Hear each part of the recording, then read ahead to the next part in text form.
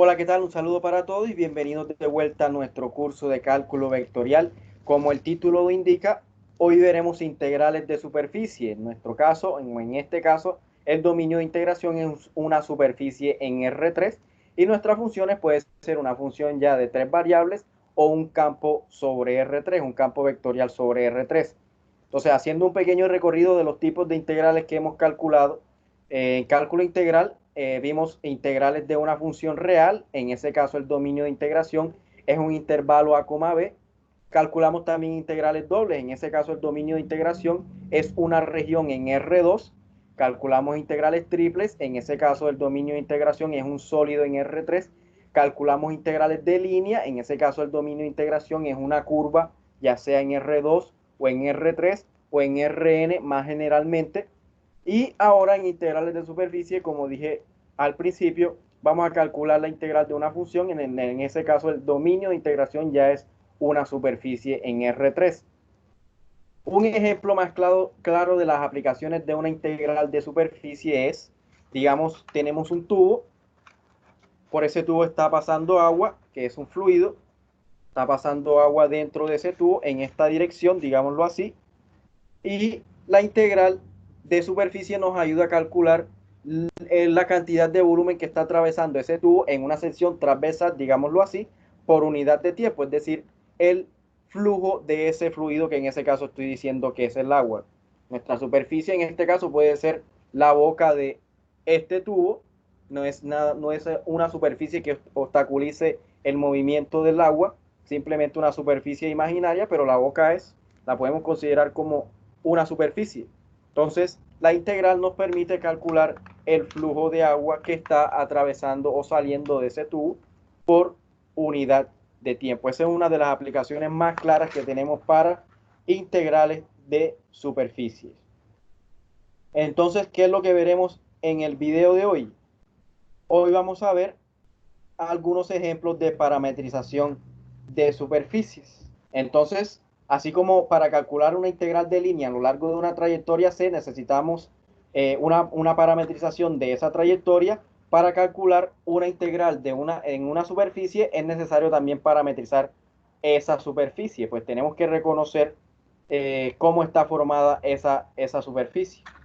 Recordemos que una parametrización de una curva C es una función vectorial R de t con t que pertenece al intervalo a, b, tal que C es la imagen de R. Esto es, R aplicado al intervalo a, b es igual a nuestra trayectoria C. ¿Qué es lo que quiere decir eso de parametrización de una curva? Pues vamos a presentarle aquí lo que en efecto hace una parametrización de una curva. Imagínense, bueno, eso es lo único que también que tengo aquí para expresar. Esto es un intervalo a, b, digamos este pedacito aquí de cable, ese es un intervalo a, b, es el dominio de nuestra parametrización de una curva. ¿Qué es lo que hace aquella R? Pues ella puede que estire ese intervalo a, b, ya lo está convirtiendo en una curva en R2 o una curva en R3. Lo puede también encoger, digamos, lo puede ver un poquito más pequeño, o lo puede, digamos, doblar, o lo puede torcer.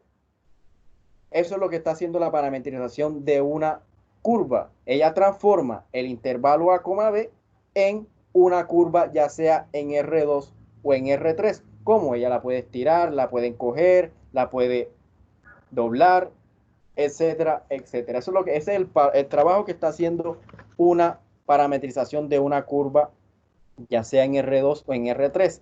¿Qué es lo que vamos a tener ahora? Parametrización de una superficie. Una parametrización de una superficie S en R3 es una función R de U, B igual, ya esa tiene tres componentes, X de U, B, Y de U, B, Z de U, B. U, B, ya miren que nuestra parametrización tiene dos variables. La parametrización de una superficie depende de dos variables.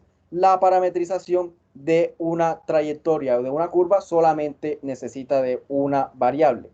Aquí el dominio de esa parametrización es un subconjunto de R2, tal que S es la imagen de R, es decir, R aplicado a cada uno de los puntos de D obtenemos entonces como imagen a la superficie S. Ya veremos una figura para ver qué es lo que significa esto. Las ecuaciones x igual a x de u, b, y igual a y de u, b y z igual a z de u, b son llamadas ecuaciones paramétricas de S.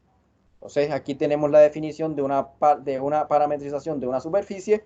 Es una función que depende de dos variables.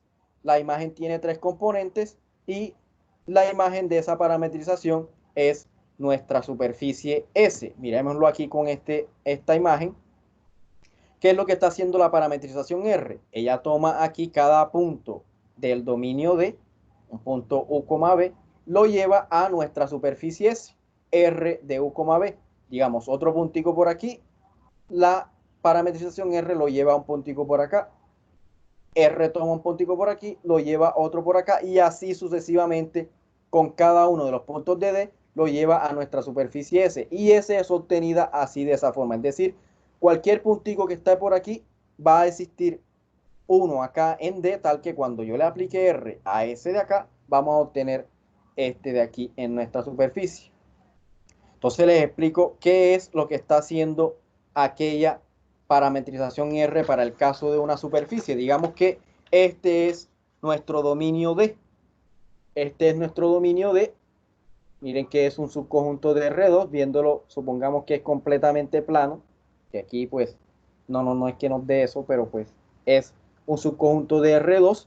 ¿Qué pasaría si yo hago con esa hoja y la doblo y pego los dos lados opuestos? ¿Qué es lo que nos queda? Pues nos queda un cilindro. Miren que un cilindro puede ser obtenido a partir de ¿qué? De una hoja rectangular. También otro caso que tenemos que puede ser, bueno, ¿qué tal si yo hago con esa misma hoja, esta hoja es multiusos? ¿Qué tal si yo lo que hago ahora es algo más o menos así por el estilo? ¿Qué obtuvimos? Un cono. Un cono también es obtenido a partir de una hoja, ¿sí? Ahora imagínense un caso un poquito más complicado, pues la hoja no es que me dé para mucha cosa, pero es una hoja multiusos. A partir de esta misma hoja, ¿qué voy a hacer? Voy a pegar dos vértices opuestos. Voy a tomar el otro vértice, ya llevo 3, y voy a tomar el otro vértice, llevo 4 vértices. ¿Sí? ¿Qué voy a hacer ahora? Voy a pegar estos pedazos de lados de aquí de la hoja, estos dos pedazos los pego, estos dos pedazos los pego, estos dos pedazos de acá los pego y estos dos pedazos de acá los pego. Entonces ya me quedaría algo cerrado, ¿no? ¿Qué podemos hacer? Hasta el momento, pues así no es que se vea muy bonito que digamos. ¿Qué es lo que podemos hacer? Pues infle esa superficie que tenemos hasta el momento. Si usted la infla, ¿qué le quedaría? Una esfera. Una esfera fue obtenida a partir de una hoja de papel. Bueno, ya sería una hoja no de papel, sino digamos una hoja ya de como un globo, por ejemplo, de caucho. Ahí sí nos daría un mejor experimento y teniendo también una bomba para inflar, pues lamentablemente no cuento con eso aquí mismo. Entonces continuamos acá, eso es lo que está realizando una parametrización de una superficie. Ella transforma una región en R2 en una superficie.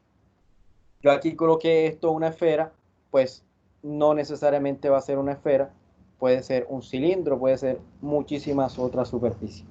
Parametrizar una curva solo necesitamos una variable t, la cual puede ser considerada como un tiempo.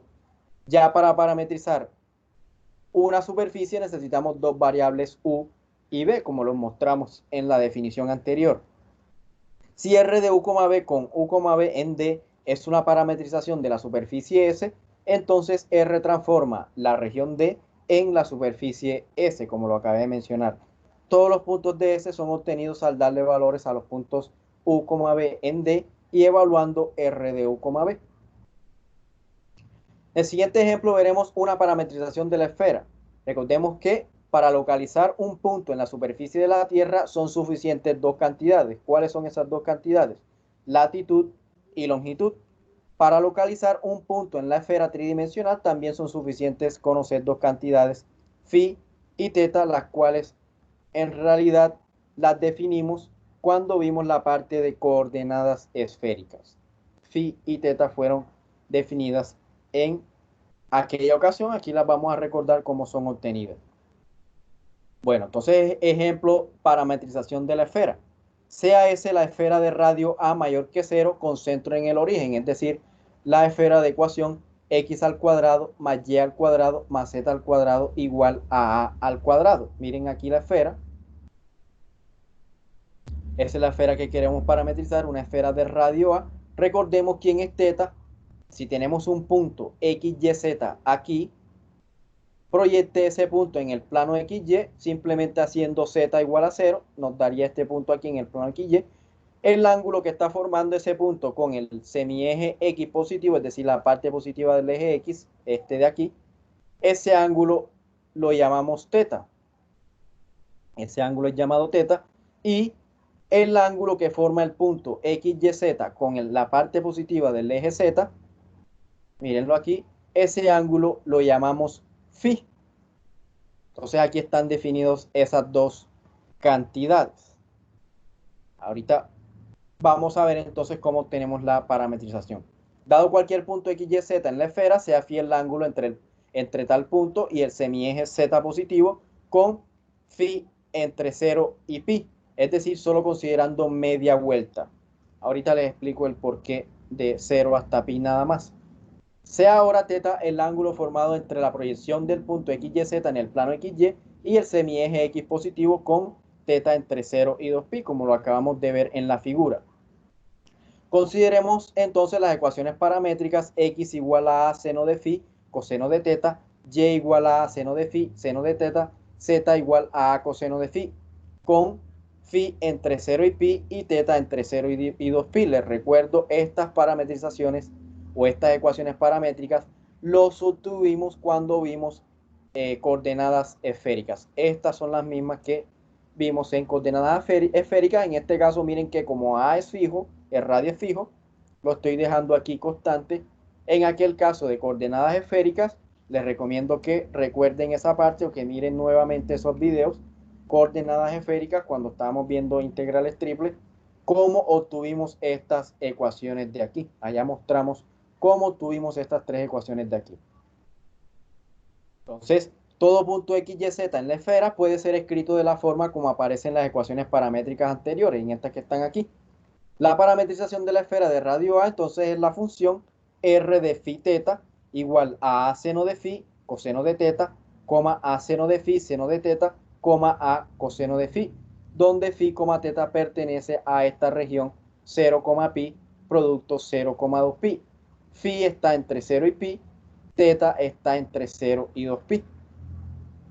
Las circunferencias que tienen a phi como constante son las latitudes y las que tienen a teta como constante son los meridianos. Entonces miren aquí. Los meridianos son los que tienen a phi como constante, como a teta como constante, perdón. Miren que todo punto que esté en esta curva, vamos a mostrarlo acá con GeoGebra. Mírenlo aquí.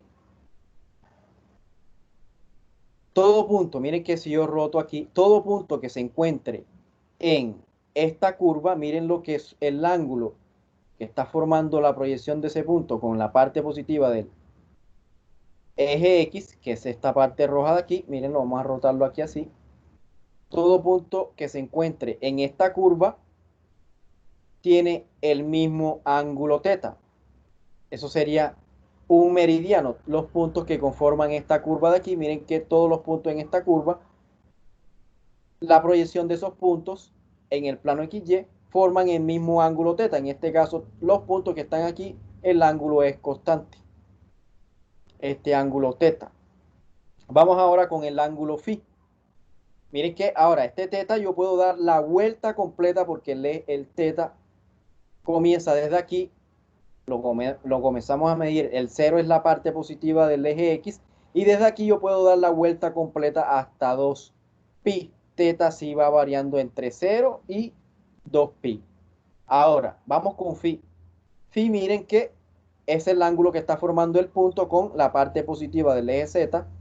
Pero si yo me muevo a lo largo de esta curva, miren que esa curva es una curva de nivel, ese ángulo phi no varía. El ángulo que está formando cada uno de los puntos que están aquí en esta circunferencia con la parte positiva del eje Z es constante. Vamos a llamarlo phi igual a c. Miren entonces que esa es una latitud, si imaginamos esto como la superficie de la Tierra. Y los puntos que se cuentan en esta trayectoria tienen el ángulo θ constante, igual a b.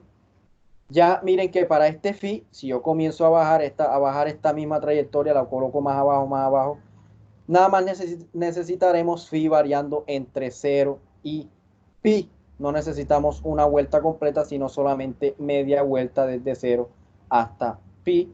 Θ sí va variando entre 0 y 2pi, si necesitamos una vuelta completa para θ.